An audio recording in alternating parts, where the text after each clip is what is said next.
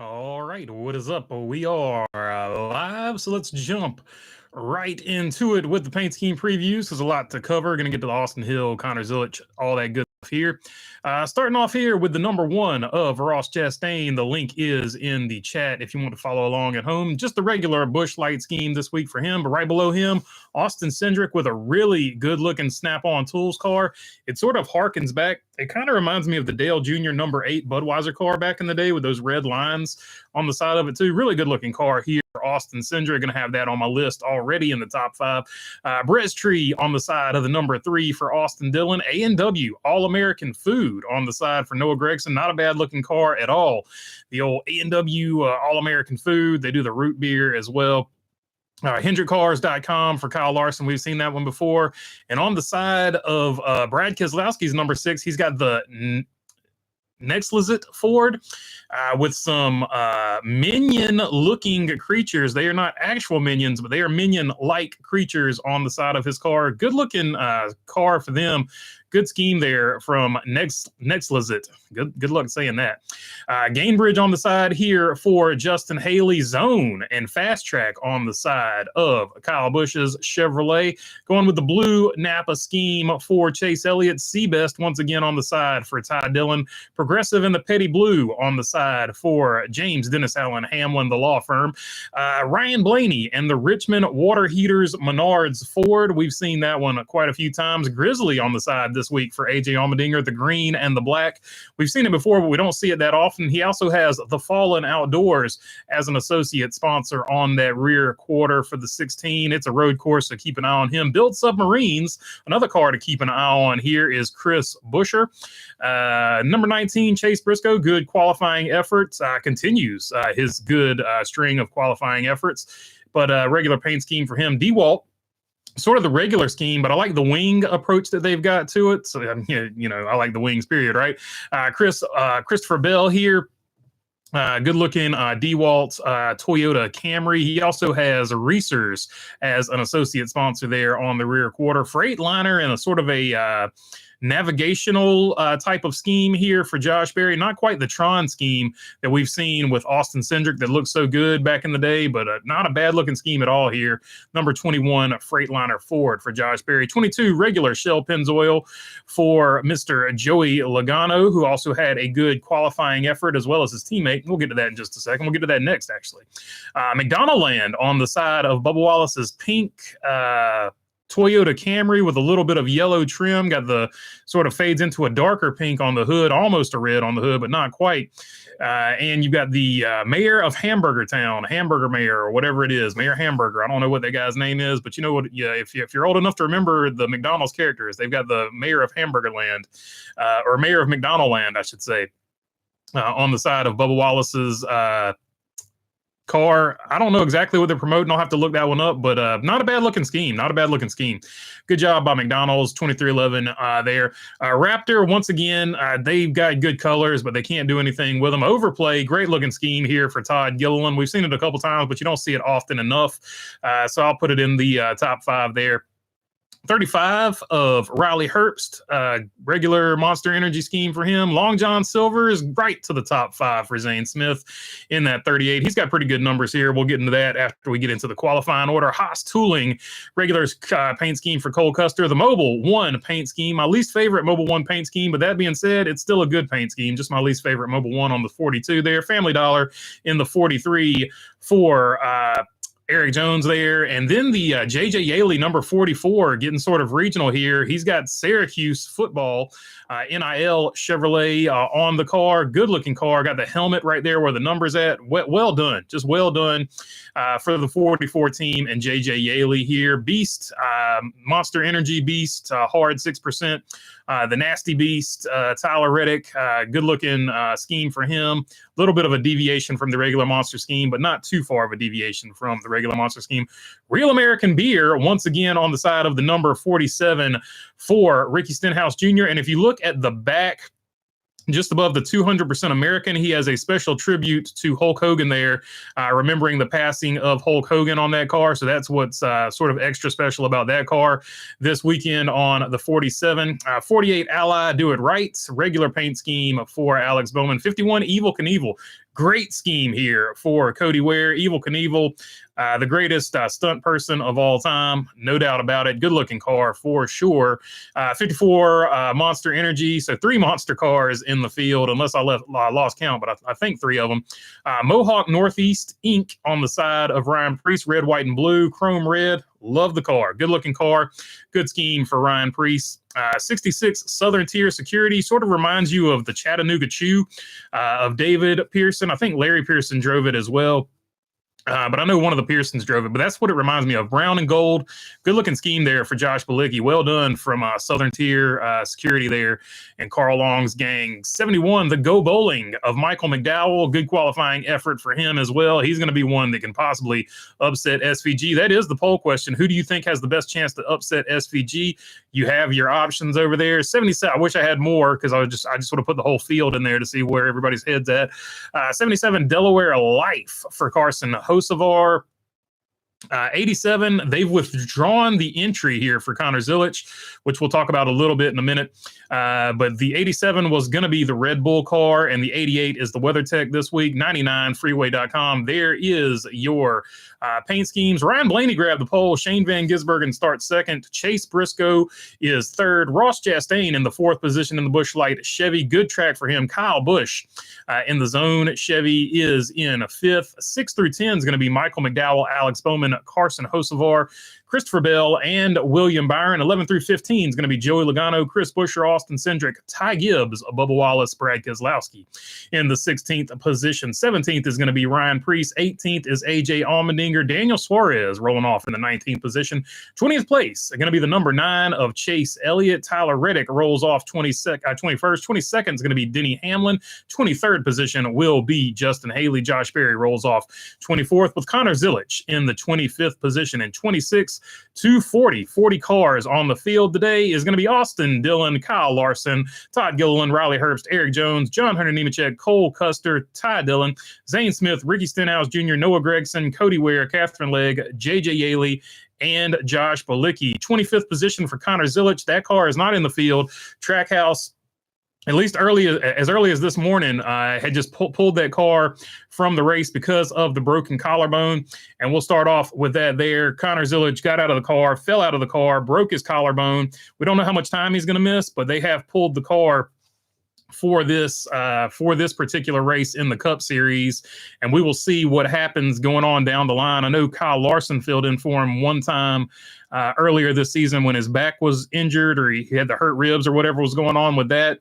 I know Larson filled in for him there. I don't know who they're going to get to fill in for him on the JRM side this time. If they announce that, I was helping Craig this morning getting a hood and a fender to fit on his late model.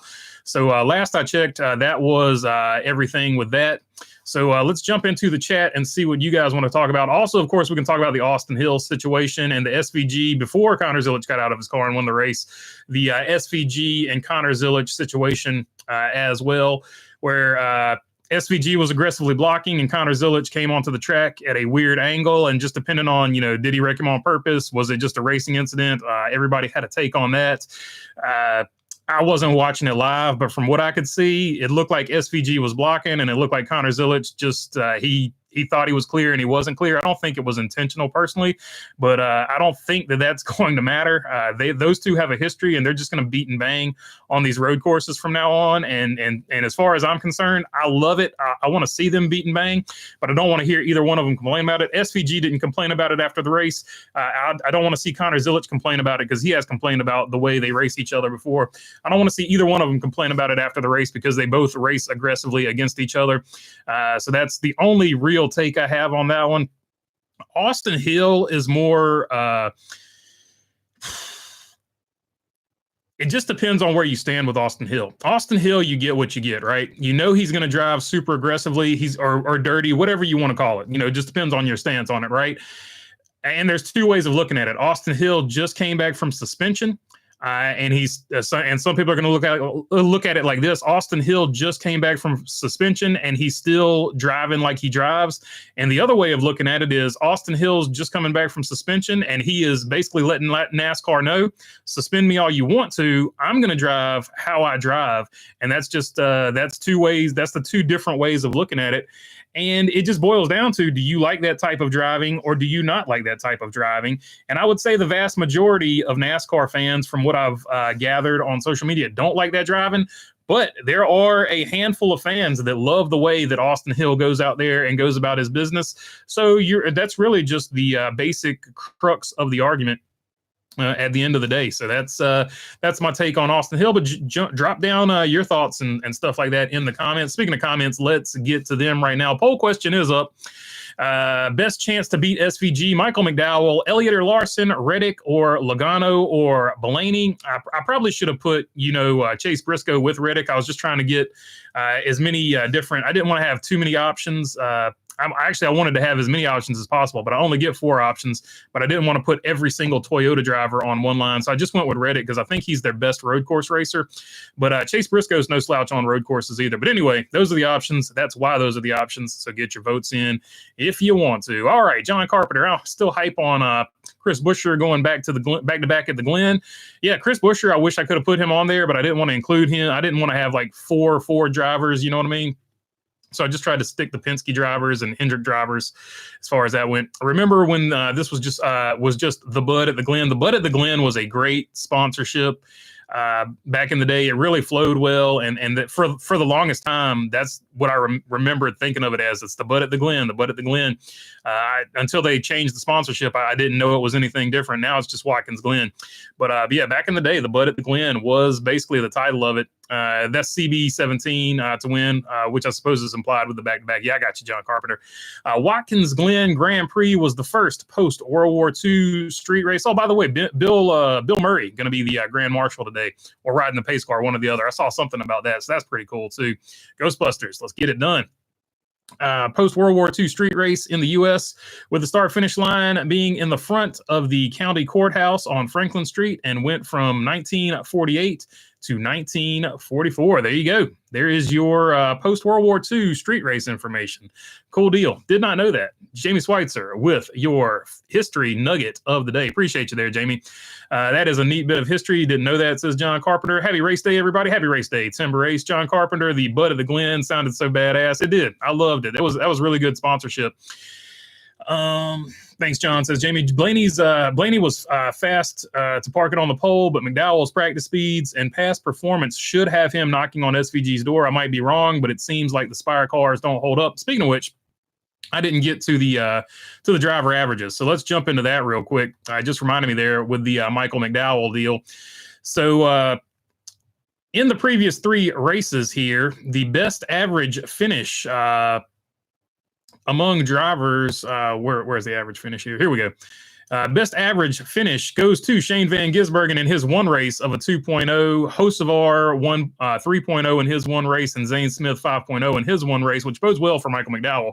But of the drivers that have 3 races here, Chris Buescher with a 5.7, 8.3 for Christopher Bell, 9.3 for Joey Logano, 13.0 for Austin Cindric, 13.0 also for Ryan Preece. Kyle Larson also at a 13.0, 13.3 Suarez, Reddick 14, AJ Allmendinger 14, Ross Chastain 14.3, Denny Hamlin 15.0. Let's go to previous race winners, and those are going to be William Byron, Kyle Larson, and Chris Buescher. So if you like to pick a previous winner, there is your pick there.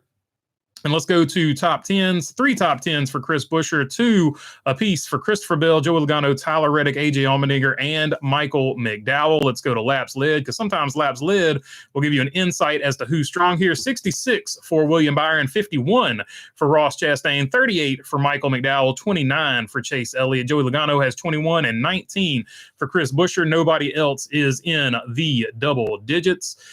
And driver averages, their average rating, which is usually pretty accurate. However, their formula is 123 for Shane Van Gisbergen, 107 for Michael McDowell, 103 for Carson Hocevar, 103.1 for Chris Buescher. and a 95.2 for Joey Logano, who is the closest that doesn't have a 100. So there you go. There are your averages. Set your fantasy teams properly. Now let me jump back into the chat and try to catch up just a little bit. What's up in between the lanes? Hope you're doing good, my friend. What's up, One Wise Guy? Good to see you. A good morning on the West Coast for sure. What's up, PC Gone Rogue? Good afternoon to you as well. BB, who wins on Earth 2 today? I'm going with Ricky Spinhouse. Yeah, that's probably a pretty good pick there for Earth 2. No doubt about that. Let's see. 0 for 2 with picks at the Glen. I had Kyle Busch and trucks, SVG and Xfinity. Today I'm going with, well, actually on Earth 2, technically it'll be Connor Zillich because he pulled his car before the race. So I don't know how they would score that. But yeah, Ricky Stenhouse for the drivers that are actually going to race in it. 0 for 2 with the picks in the Glen. Had Kyle Busch and trucks, SVG and Xfinity. Today I'm going with SVG or Norman, Oklahoma legend, C. Bell. Good job. Bubba Wallace recently appeared on an episode of Proud Family, Louder and Prouder. Says in between the lanes. Hey, there you go. There you go. I didn't even know the Proud Family was still on. That cartoon's been off for a long time. So shout out to them. Any thoughts on Austin Hill? Says One Wise Guy. Yeah, I mean, look, you're either going to like the way he drives or you don't. I don't think there's just any in between. But and you're either going to respect what he just did by coming right back off of probation and continuing to drive the way he drives, or you're going to hate it because he just came back off of probation and he continues to drive like he drives. I think he's with the best team he could be with because Dale Sr. drove like that too. Like he did not care. He didn't care when he got in trouble. He didn't care when he got booed. He just kept doing his thing and driving like he's driving. Austin Hill, I'm not comparing to Dale Earnhardt Sr. I'm just saying he's with the right team because RCR, they like aggressive drivers like that. So, it is what it is. And I feel like most, at least on social media, most fans in the NASCAR community on social media don't like the way Austin Hill drives. But I feel like RCR likes the way that Austin Hill drives. So it is what it is. Mayor McCheese, says Jamie Schweitzer. There you go. I couldn't think of his name to save my soul. Mayor McCheese is the name of that character on the side of the Bubba Wallace car. What are your thoughts on the Austin Hill crash? I mean, it looked intentional. I mean, as far as that goes, I guess with the intent, yeah, he definitely got into him on purpose, no doubt about it. But did he intend to wreck him? I don't know if he intended to wreck him. But it is what it is. You're going to go one way or the other with Austin Hill. You either like him or you don't. So that's going to shade that. So for certain, I would say most people didn't like it and most people thought it was on purpose. I think Bell, and I did say this in the Discord, Austin Hill is almost the perfect NASCAR villain. Like he is the perfect NASCAR villain because he's not going to change who he is and he's not going to apologize for how he drives. So he's almost the perfect villain. Get him to Cup immediately. He is the perfect villain for NASCAR because he's not like some of these guys are like, oh, I'm so sorry. I didn't mean to do that. He just does not care. He's just going to keep doing what he's doing. I think Bell could beat SVG today. Says One Wise Guy. He could. The Toyotas look like they have a little bit of speed. The Hendrick cars really good here, but if Spire can hold together, and I think I saw somebody say, I don't know if the Spire cars can hold together. If the Spire cars can hold together here at Watkins Glen, I think this is Michael McDowell's best chance to beat SVG and upset him. 100%. I think it's Michael McDowell's best chance to upset him. Let's see. No wonder the kid didn't move when he fell, says One Wise Guy. Yeah, got the old collarbone. I don't know how long he's going to be out with the collarbone, but hopefully not too long. And I don't know how many races somebody's going to have to fill in there. I don't care for the Proud Family, and I don't watch Disney Plus, says Danny Block. So Danny Block on the anti-Disney Plus train there doesn't want to pay that money for that. AcceleratedGraphics.com. There you go. There is the merch link. Appreciate you there, One Wise Guy. Russell Dominguez, let's freaking go. It is race day. Indeed it is. Hey, BB, ready to see you in Darlington. What's up, Rodney Collier? Always good to see you on here, my friend. SVG and Zilly had a good battle. They were racing pretty good. It was definitely a good battle from the highlights that I saw. I had to listen to the race on MRN, but I did see the highlights later. I like aggressive, LOL, says Dwayne Mueller. There you go. Some people like aggressive, some people don't. New poll. Where does Hocevar cause the first crash on lap 1, turn 1A or turn 1B? I got you. A, turn 1, B, the bus stop, C, both, says Bruce Garvey. So there you go. He wants a full question of where will Carson Hocevar cause the first caution. Let's see. Austin Hill with the top 5. Yeah, there you go. Austin Hill definitely with the top 5. Hill reminds me of a young Kurt Busch or Kyle Busch or Choice says like dislike. Yeah, for sure. They don't care what people think about them, and they just keep doing their thing. I can see where you're going with that 100%. It was both Connor's and SVG's fault, says Enzo. Yeah, that's the way I saw it too. Connor didn't. He came back at a weird angle, but he definitely wasn't clear, and SVG was definitely blocking because he had a slower car at that point in the race. Apparently, it was Heim time on Friday, says in between the lanes. I did pick Corey Heim for the truck race, but then I switched it and picked Connor Zillich because I forgot that he was in the truck race. So I should have stuck with my original pick. I've been Heim time all year, says Galactopus. Indeed, Corey Heim, he's got the trucks figured out. They need to go ahead and move him up somewhere, which apparently is going to happen next season. We just don't know where it's going to be. Thinking it's going to be a good day for KB8, or at least I don't know where it's going to be. It'll be interesting to see where he lands. Looking at the projections of 100,000 attendance, think we can safely say NASCAR will be going to the Glen for a long time. Yeah, it's a great track. Everybody, I've never been. It's one of the tracks that's definitely on my list. It's one of the tracks I really, really want to go to because everybody that goes to it always talks about how great of an experience the Watkins Glen is. So it's definitely one of the tracks that is on my list for sure. Great to see those crowds for the truck and the Xfinity Series also. I agree with you 100%. I love that the Xfinity Series and the Truck Series got some love at those tracks because to me, the Xfinity Series has been putting on the best racing. And back in the day, the Truck Series always put on the best racing. The only thing I worry about in the Truck Series is a wreck fest when they start racking them up at the end, but that's universal in all of racing now, not just the Truck Series. Seabell was in the 52 Friday. Busher made his first truck debut as well, says in between the lanes. So there you go. Seabell filling in for the injured Stuart Friesen. Happy race day, everyone. Picking Byron, who was missing from the pole. LOL, says Say Kyle. Hey, there you go. So, yeah, just include Byron on the Hendrick train up there. Stream is cooking today. We're over 60. Appreciate you there, Glock. Yeah, we're cooking for sure. Cooking with gas, as they say in the dirty. What's up, Shy? Good to see you on here, my friend. Brett Cruz almost won ARCA. Watkins Glen race, dominated until he had a battery issue and finished in 9th place. Yeah, so shout out to him for basically starting a truck team from scratch and finishing in the top 10 in his first effort. And definitely I would look out for him on the short tracks 100%. Did anybody on graphics yesterday see the number 54 car was driven by Austin J. Hill? Then the graphics showed drivers doing double duty, and it called Michael McDowell still with front row. Easy to do because when you think about Michael McDowell, he is just synonymous with front row. He helped build the Ford Mustang dark horses over there up to where they are now. They've taken a little bit of a step back this season. It could be from the lawsuit, could be from losing Michael McDowell, could be a little bit of B, right? But definitely not where they were when he left. But I think front row with the youth movement, they're going to take a hit this year, but I think they'll grow stronger and stronger. And also they expanded to a bigger organization, but I think they'll continue to grow bigger and bigger and stronger incrementally like they like to do and like they have been doing in the past, but a little bit of a step back now that they don't have their veteran voice over there. Fans don't remember J.D. McDuffie. I do remember J.D. McDuffie, and this is the track, of course, where we lost him. McDowell's crash looked worse, says Rodney Collier. Yeah, so that McDowell's crash definitely looked nasty. It was definitely bad. It was definitely bad the way it happened. Thank God he's okay. BB, who is worse in wrecking competitors, Austin Hill, Logano, Spinhouse, or Austin Dillon? Who is worse in wreck? I don't know. You'd have to tally it up and see who's in the, I guess, overall career. I would have to say Ricky Stenhouse Jr., with wrecks. I feel like he's had more wrecks than any of those guys off the top of my head, for sure. Let's see. NASCAR fans but you'd have to tally up all the numbers statistically for incidents. So I don't know. You'd have to do it that way. NASCAR fans on Austin Hill's driving depends on who's doing it. If Chase wrecks someone like that, not a big deal. Hey, Sheldon Williams there.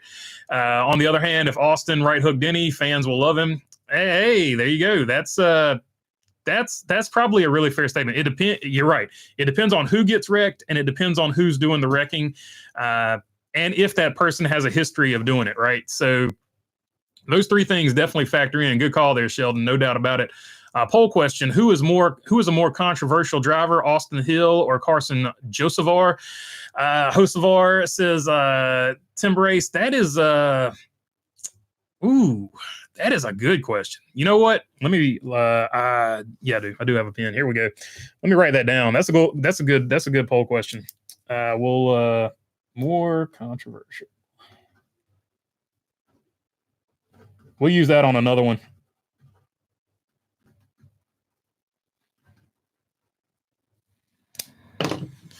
Good call. Good call. Let's see. Cooking with Strickland propane. Hit the like button, folks. Says Jamie Schweitzer. I sell propane and propane accessories. Says in between the lanes to one wise guy. I see the references, of course, to King of the Hill, Hank Hill. See the purse for the truck series was less than 800,000. I don't see how anyone can afford to race that series, says Bruce Garvey. You just got to lean on the sponsors for the sponsors to pay for everything, and you got to treat all of the race winnings like a bonus. Like a bonus. You just got to act like they're not even there. You got to budget all your stuff without even factoring race winnings into it. Would be what I imagine somebody that was budgeting that series would be doing. Thoughts on track limits at the Glen? I hate track limits. I hate track limits with a passion. I understand it for IndyCar and I understand it for F1 and stuff like that. But for NASCAR, we shouldn't worry about track limits. The track limits should be when you hit the grass, because then your tires are going to be not as good when they come back on the course. So I hate track limits, but it is what it is. NASCAR is trying to I guess be more like F1 and IndyCar. So I don't know. I'm not a fan of it though. Where does Kyle Busch finish today? Has he won here before? Says Enzo. He has won here before, if I'm not mistaken, because at one point he had won at every single NASCAR track before they started adding new tracks. So I want to say that he's won at least one race here. But this good call, Enzo. As far as dark horses go, Kyle Busch definitely my dark horse. SVG definitely my favorite to win this one. Michael McDowell would be my favorite to upset him. Kyle Busch would be my favorite dark horse, and Carson Hocevar, Zane Smith, and Noah Gragson would be my actual like dark horses, or if you need somebody for a fantasy start to gamble with, to like basically have in your garage in case something happens, those would be my wild cards for sure. Cruz sold his Trans Am team. He is working with Nitro Motors on the truck side. So there you go, Nitro Motors helping him on the truck side. Appreciate you there in between the lanes. Bush gets a top 5, in my opinion, today, says one wise guy. Yeah, and if you're in the top 5, that's what Richard Petty said. Just put yourself in the top 10 and give yourself a chance to win, and you'll win.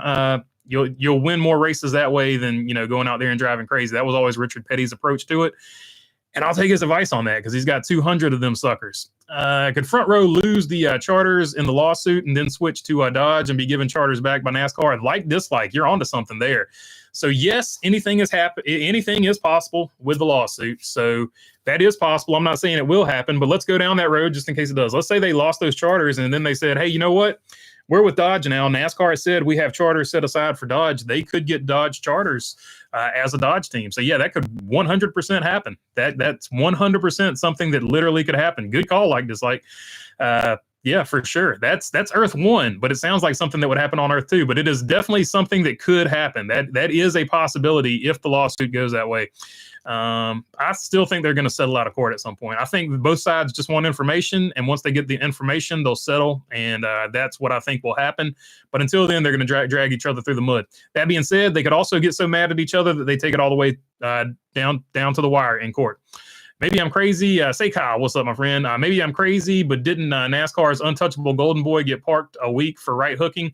Elliott gets the same treatment as everyone else, says Say Kyle. He did for sure. We were talking about the fans' reaction, not necessarily how NASCAR would react. But fans would be like, yeah, he finally got, Denny Hamlin back. They wouldn't have as big a deal, wouldn't make as big a deal about it.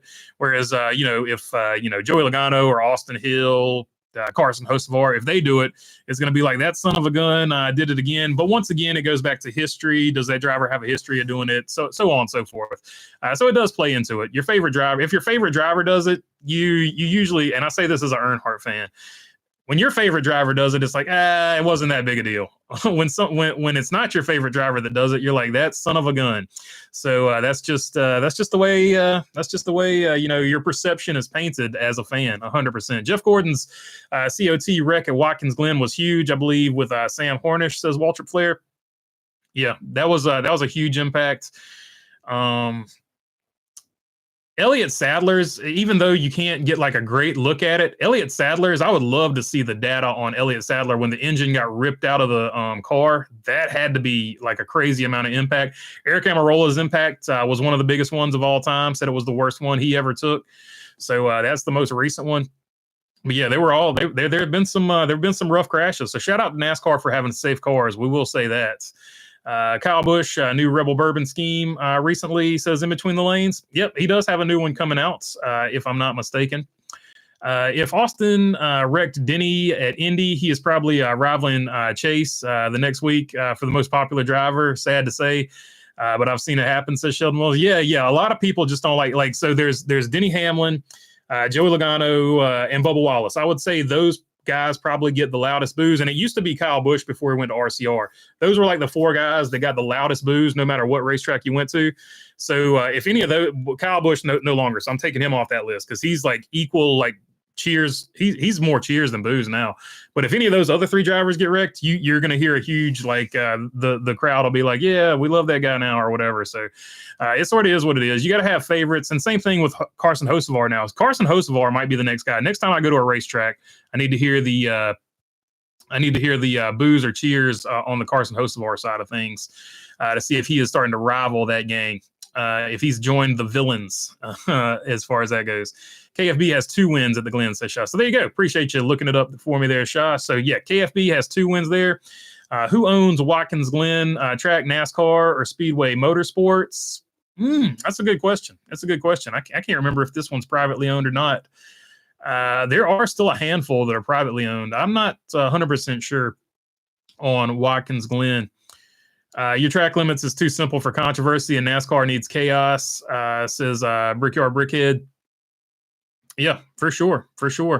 That's another reason. Good point, Brickyard. That's another reason I hate track limits, because NASCAR is not consistent on making that call. So that's part of it as well.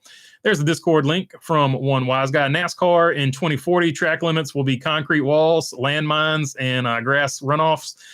Indeed, and we'll also have like a Joker thing where like you hit a certain thing and you get like a speed boost like you get in Mario Kart, because it's all about entertainment. That's the way NASCAR is leaning.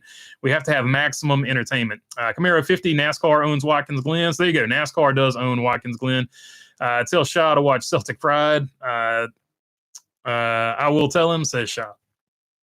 Earth 2, Watkins Glen replaces the road course cup race with a tri-oval, says Jamie Schweitzer. So there you go. That is a good point. Since everything's backwards on Earth 2, Watkins Glen would be a tri-oval. Our introduction to Jimmy Johnson was here at the Glen when he wrecked in turn 1 in Xfinity and jumped out of the car and saluted the crowd. Indeed. I forgot that was at Watkins Glen. But yeah, he jumped out of the car, pumped his fists, and was super excited about it. So yeah, that was Watkins Glen. Good call there, Bruce Carvey. All right. Final results of the poll question. SVG, who has the best chance to beat him? 40% of y'all are saying McDowell, Elliott, or Larson, or William Byron, 37%. Tyler Reddick, 14%. Logano or Blaney, 9%. And that's the way it goes. I appreciate y'all hanging out. Hope your driver does well today, unless he's racing against my driver, right? So, all right. Until the next one, I appreciate y'all hanging out. Peace.